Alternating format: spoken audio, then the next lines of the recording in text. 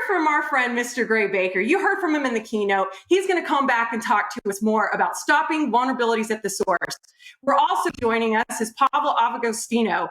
Correct that last name, Pavel? I love you. His handle is P0 and always will be my P0. But they're going to come and talk to us about stopping vulnerabilities at the source. And I am so excited to have more information about this wonderful tool. Take it away, Pavel and Gray.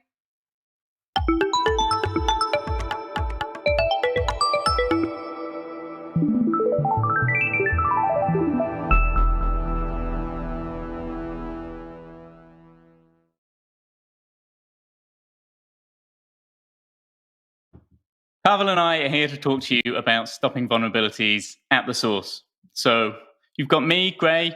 I'm the PM for Advanced Security, and I'm delighted to have Pavel here. He's the Director of Engineering at GitHub, and he's the co-creator of CodeQL. Hi, everyone. So we're going to be talking you through the state of security to start with, and then I'm going to talk to you about how code scanning works, how it can embed natively into GitHub for you. And then Pavel's going to talk a bit more about the queries underneath it and how CodeQL, the underlying engine, works. So let's get started. I'll power through this security stuff fast. You saw Nat show this slide. More code is more problem. This is such a stubborn link between lines of code written and security threats. And what it says is we're not getting better. We're not getting better at preventing security vulnerabilities from entering our applications. And there are a bunch of reasons for that. One of them is this. Security researchers are hopelessly outnumbered today. For every security researcher, there are around 570 developers. What hope do security researchers have giving timely analysis to prevent vulnerabilities? The best that we can do with that kind of ratio is reactive. And then we hear a lot of talk about DevSecOps, but in so many organizations, this is still an aspiration rather than an achievement. This graph shows you static analysis scans the frequency of them for folks that are running static analysis already. And as you can see, less than 10% of folks that are running security scans are doing so more than once a week. And almost nobody is scanning every commit. We haven't really embedded security into the developer workflow.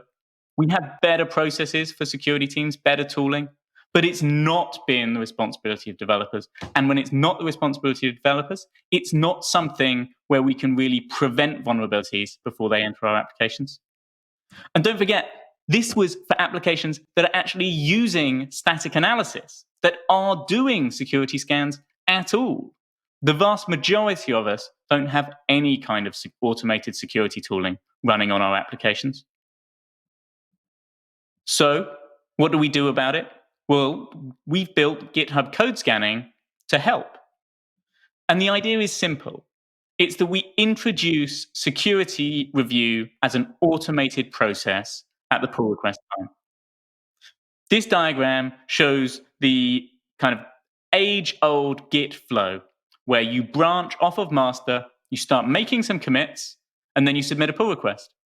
And that pull request gets discussed. There might be some alterations that are required, more discussion, but eventually it ends up back on master.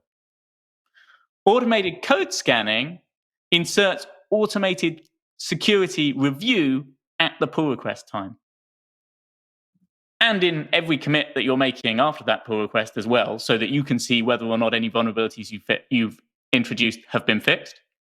And it also allows you to run automated scans on your master branch on a periodic basis, so that you know that even if it's not due to new code, you're up to date with the latest scans, all of the open source queries that are being created all the time. You've got the latest security research running against your repository.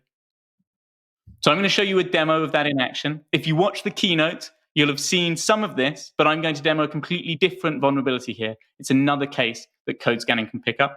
And I'm going to talk you through some of the subtleties in the setup of code scanning. So here we are. This demo is based on Concourse, and I'm going to show just how easy it is to set up code scanning again. I said before, it's just 4 clicks. So you scroll down, click Set up code scanning on your repo, and then we'll set up with CodeQL again. But I do want to call out the partnerships that GitHub has and how code scanning is extensible. Everything we build at GitHub, we try to build extensively. We add APIs for it, and in this case, we have the ability for partners to input into all of the interfaces that you're going to see with code scanning.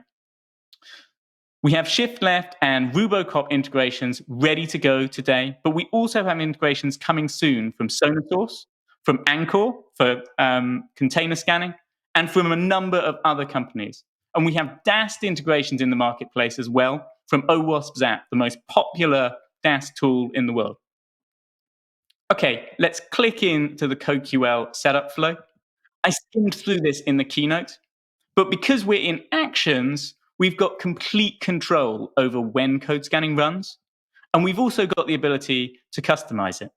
Now, in most cases, CodeQL will run straight out of the box with no customization required.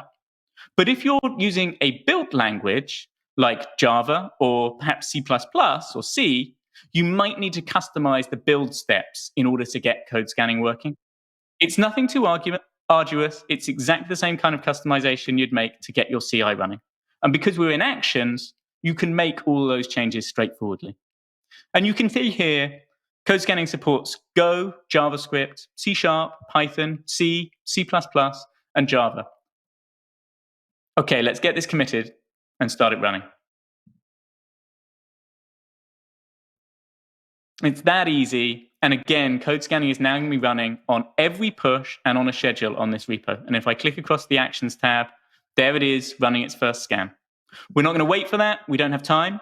So instead, I'm going to show you the results once it's run. So this is the same repo. These were just run a little bit earlier. And you can see the analysis ran. Took 8 minutes in this case. This is a big repo. And it found 3 results because this is a fork, but an old fork of Concourse. And it's a vulnerable version. Concourse had a vulnerability in 2019 that allowed for potentially, it allowed you to inject data into the database. So this is an SQL injection vulnerability. And it had that because it had unsafe quoting. So if you were to have input data, and CodeQL has picked up, because this is JSON that's getting marshaled, that this is almost certainly a user input, if any of that had a single quote in it, then that could be used to escape the closing quotes in this database command. And that's obviously extremely problematic. If you can escape a database command, you can do all sorts of nefarious things like dropping the database. It's really bad. So the team responded to this quickly once it was disclosed. They patched it. It was issued a CVE. The majority of folks are, going to be running a safe version, particularly if you've got any of GitHub's supply chain tooling, such as Dependabot and our automated security fixes running. You'll get those fixes and be able to react very fast. But with code scanning and CodeQL, they could have prevented this from ever being introduced if those tools had been available. Now, I also want to talk to you about the flow in the pull request when something isn't a vulnerability. Every security scanning tool has false positives as well as true positives. We're incredibly proud of the true positive rate on CodeQL. In fact, we see less than 30% of the vulnerabilities that we flag are ever marked as false positives. The other 70% get addressed in pull requests. But if you need to flag something, say it's a vulnerability, but it's just in your test code rather than in your production code, it's straightforward to do so. Code scanning's never going to get in your way. All you do is click close and say used in tests. And as you'll see, this pull request, which had a broken build before, now has CodeQL passing. And this would be free to merge. If you're on a security team, you'll want to see this. Because when we've marked that, we haven't removed it in any way. And if I click into that, I can see an audit trail for this, which shows that I chose to close this as used in tests 22 seconds ago. The idea is to make it easy for developers to get what they need done. And for those that are cutting code every day, to be that first line of defense, but for there to always be an audit trail, for it to be straightforward for you as a security researcher to make sure that your tooling is being used the way it should do. And we're looking to introduce new policies around this that would mean only a security researcher can mark something as a false positive, if you want to have that set up. Okay, I showed you a vulnerability there, a real one in Concourse that was patched in 2019. But I could have shown you any number of other demos. We saw some of these in the keynote, but there are too many even to list on the slide. All of these were serious. All of these were fixed. The maintainers for them did a fantastic job. But with CodeQL and with code scanning, they could have been prevented entirely. And our hope is that we're going to reduce the number of CVEs that we're seeing, because more of these things are going to be caught in pull requests and before they ever hit master, and certainly before they're released. I also talked a little bit about the CodeQL queries. One of the superpowers of CodeQL is that those queries are open source. That allows contributors from the world's leading security teams and independent security researchers to be contributing to us the sum total of our knowledge of vulnerabilities and protecting the world's open source. It also allows an iterative approach to these queries, where false positives can be refined out and any true positives that have been missed can be added in. And to talk to you more about that process of writing CodeQL and refining it, we've got Pavel. As a co-creator of CodeQL, this is going to be a bit like learning guitar from Jimi Hendrix, but Pavel's promised me he's going to go slow. Pavel, over to you. Thanks very much, Gray. That's quite the intro that you gave me there. Great presentation on the code scanning side and what we're trying to do with building this all into the developer workflow. What I thought I would do is show you a little bit behind the scenes. How do we actually get some of these vulnerabilities at pull request time? How do we find them? What's the security researcher's workflow rather than a developer's? So I'm going to base this on the Mongo Express project, which, as you can see, is an admin interface for MongoDB. It's built on top of Node.js and Express. With CodeQL, the general idea is that we treat the source code as data. We allow you to write arbitrary queries over it, and there is a large number of prepackaged analysis building blocks that you can combine and use together in order to quickly express what you're interested in. So here I am in Visual Studio Code. As we said before, this is everything is live, so please bear with me if something breaks. I've loaded a database representing Mongo Express. Now, if I'm just starting to look at it, one of the things I would commonly focus on is how the application deals with network data. And we saw on the GitHub repo page that Mongo Express uses the Express framework. So as a starting point, we might actually write a query that uses the CodeQL library models for Express to show us all of the root handlers that are defined in the code base. Now, a root handler is essentially a JavaScript function which is registered with the framework and will process network data. So let's take a look at some of the examples. This is a fairly typical pattern. We're registering with Express this function. It takes the request object and the response object and a bunch of other parameters and data from the URL, which is potentially controlled by a malicious attacker, is presented to the JavaScript code, for example, like this. rec.query exposes the query string of the URL. And I might have been tricked into clicking a particular URL by an attacker. So what can we do with all that? I think the most interesting question when we're looking at network data in an application is, where does it flow and how is it used? What could an attacker do to subvert my expectations as the developer by providing a specially crafted input? Now, in the interest of time, a little bit, I'm going to literally go to the data flow cheat sheet, which is one of the pages on the Learning CodeQL website. And I'm going to copy this template query for doing taint tracking. Taint tracking is a common type of analysis where we want to explore how data propagates in an application.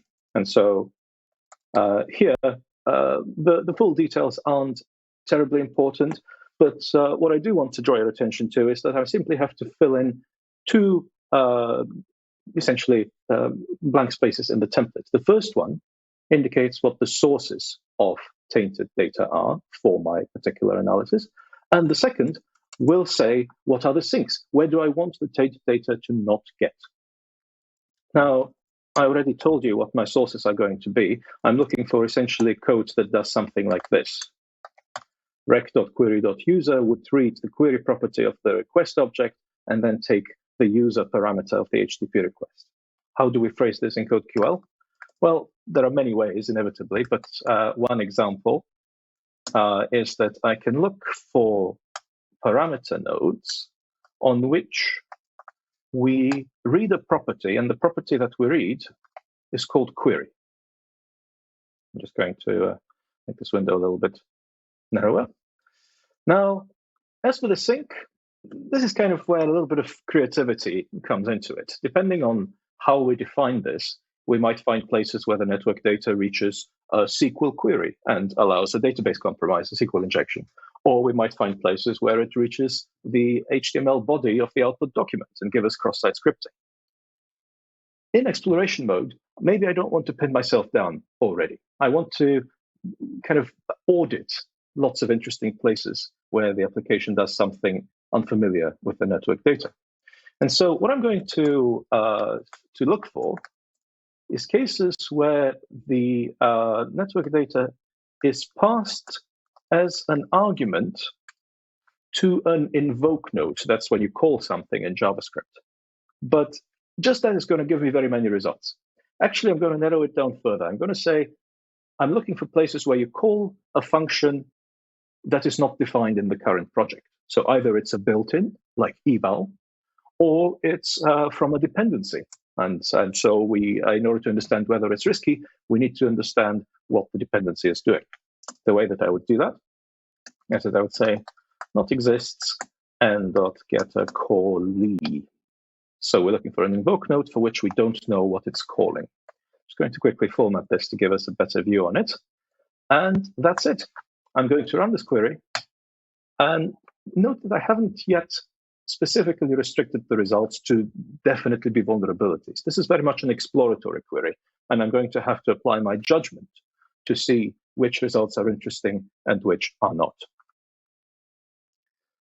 This is a fairly common pattern when you are first getting to know a particular project or code base, and it's very helpful to be able to quickly zoom in on the places where network data is handled. In this case, we see 17 results being reported. So let's actually take a look at some of them.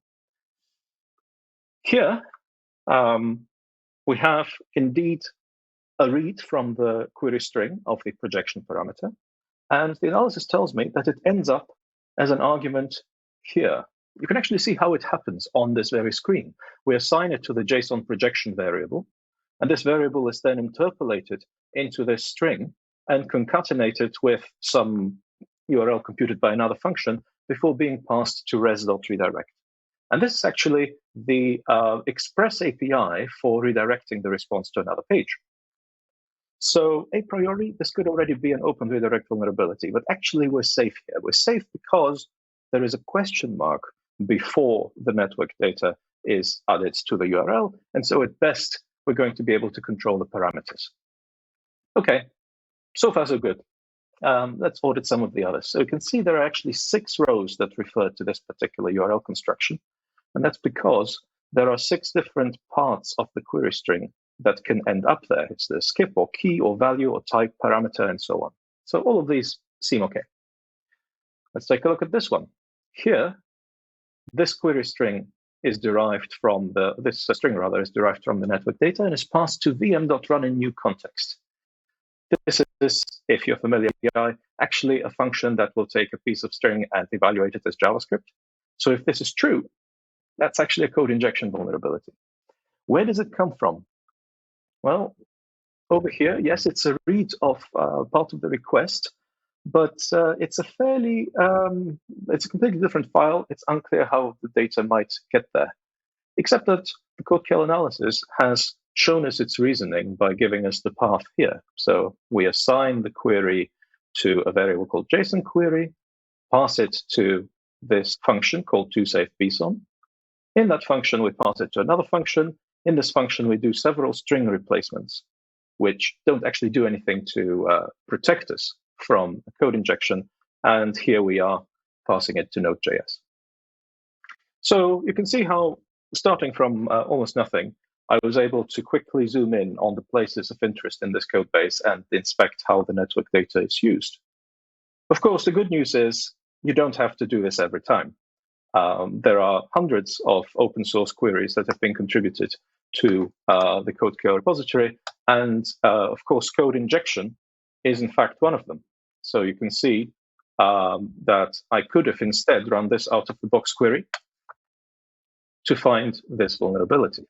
And in fact, this finds a few more interesting results, including cases where the data comes from the body of the request. So that's HTTP post or similar. So the analysis model understands enough about the Express API to show us this. Well, let's quickly report this to the project. Well, of course, I wouldn't be showing this to you if it really was a 0-day. If we go to the security tab and look at the security advisories, in fact, this is exactly the CVE that is listed there that we've discovered. It has been patched in a recent version of Mongo Express. And what's worth noting is that it was discovered by Jonathan Lightshoe of the Gradle security team by perusing the results of CodeQL analysis. So hopefully that gives you an overview of how you might approach building up a CodeQL query from scratch and exploring what's possible. If I've piqued your interest, I would like to draw your attention to the workshops tomorrow. There are 2 workshops organized by the security lab at GitHub that teach you how to find security vulnerabilities in Java code and in JavaScript code, essentially from scratch. Please join us there, and thank you very much for your attention.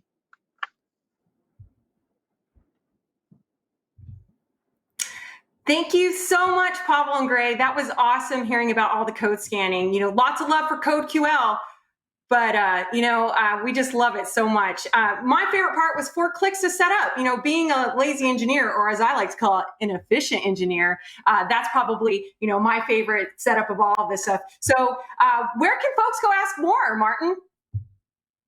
If you want to go ask more, if you come along to githubsatellite.com/discussions, you can ask questions and answers.